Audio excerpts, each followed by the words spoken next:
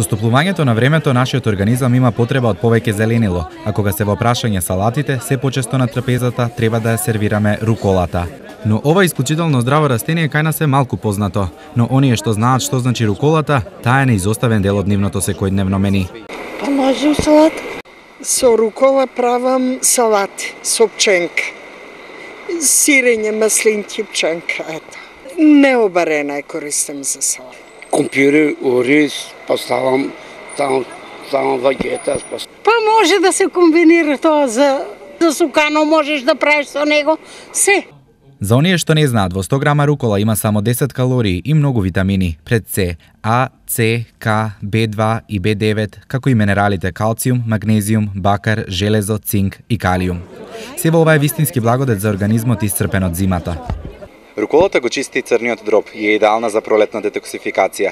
Делува на подобрување на имунолошкиот систем, спречува дегенерација на окото и остеопороза, но штити и од рак.